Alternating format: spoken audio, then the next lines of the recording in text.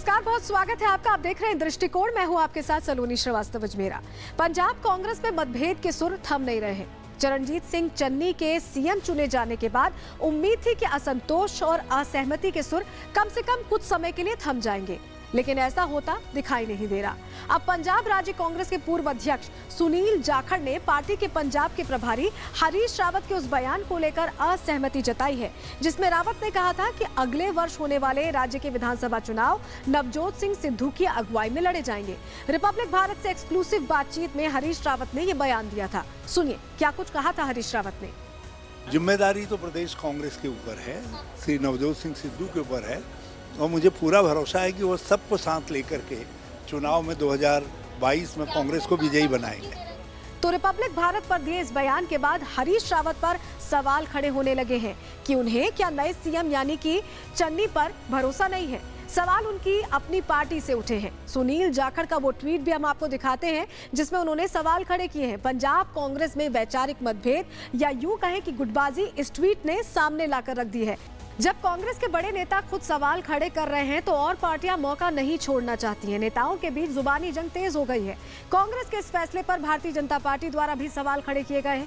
BJP IT cell के प्रमुख अमित मालवीय ने भी ट्वीट किया, कहा कि चरणजीत सिंह चन्नी को मुख्यमंत्री बनाना पूरे दलित समुदाय का बहुत बड़ा अपमान है।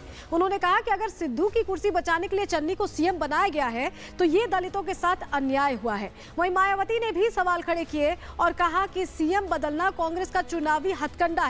पंजाब के दलित वर्ग इनके बहकावे में नहीं आएंगे। अब बात यह है कि जाखड़ जैसे कदावर नेता, कदावर चेहरे इस बयान के बाद क्या पंजाब कांग्रेस की रार को बढ़ाने वाले हैं, क्योंकि जाखड़ ने बहुत बड़ी बात कह दी और जाखड़ कभी मुख्यमंत्री पद के उम्मीदवार के तौर पर ट्रेंड भी कर रहे थे। चरणजीत सिंह चन्नी ने पंजाब के 16वें मुख्यमंत्री के तौर पर अब शपथ ले ली है, लेकिन आखिरी वक्त में डिप्टी सीएम का नाम बदलने के फैसले से कांग्रेस में घमासान मचा और वो जगजाहिर भी हुआ। कैप्टन की फ्लोर टेस्ट की धमकी के बाद कांग्रेस ऐसी सियासी भंवर में फंस गई कि बाहर निकलने की कोई राह उसे सूझती नहीं दिखी। एक तरफ आला कमान खुद चरणजीत सिंह चन्नी के नाम पर मोहर लगाते हैं और फिर चुनाव का नेतृत्व सिद्धू को सौंपने का बयान सामने आता है। पंजाब कांग्रेस प्रभारी हरीश रावत के बयान पर सियासी भूचाल अभी थमा नहीं। हमने आपको बताया किस तरह से उन्होंने वो बात कही। कांग्रेस ने खुद सुखजिंदर सिंह रंधावा और ब्रह्म मोहिंद्रा के नाम का ऐलान किया और आखिरी वक्त में मोहिंद्रा का नाम बदल दिया और उनकी जगह ओम प्रकाश सोनी और सुखजिंदर सिंह रंधावा को डिप्टी सीएम की शपथ दिलवाई गई। आखिरी वक्त में डिप्टी सीएम का नाम बदलने का फैसला उनके कांग्रेस ने अपने ही नेताओं के अपमान का सिलसिला आगे बढ़ाने का संदेश कम से कम इस फैसले को बदल कर दिया। कांग्रेस ने आगामी विधानसभा चुनावों से पहले चन्नी को मुख्यमंत्री बनाकर 13 दांव खेला जरूर था, लेकिन ये दांव अभी फिलहाल उल्टा पड़ता यहाँ पर नजर आ रहा है। पहले तो उन्होंने राज्य की करीब 32% आबादी वाले दलित समुदाय से मुख्यमंत्री बनाकर उस वोट बैंक पर निशाना साधा। दूसरा कदम उन्होंने किया कि विपक्षी जो बीजेपी और अकाली दल के चेहरे थे उन्हें करारा जवाब दिया। तीसरा, आम आदमी पार्टी को जवाब देते हुए पार्टी में भी सत्ता संतुलन कायम करने की कोशिश की।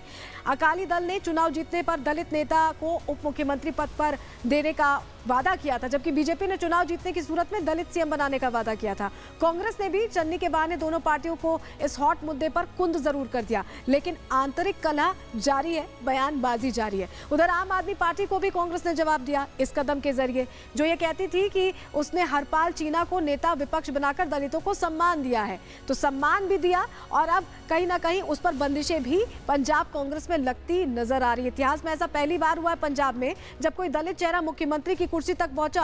अब तक राज्य में जट सिख ही सीएम बनते रहे, लेकिन इतने बड़े निर्णय के बाद भी कांग्रेस में दो फाड़ की राजनीति होती दिख रही है। अब इस चुनौती को चन्नी कैसे संभालते हैं और क्या कांग्रेस का नेतृत्व सिर्फ उन पर भरोसा करता है या सिद्धू को पूरी कमान सौंपी जाती है, ये देखने वाली बात होगी। इसके लिए चुनावों का इंतजार करना होगा।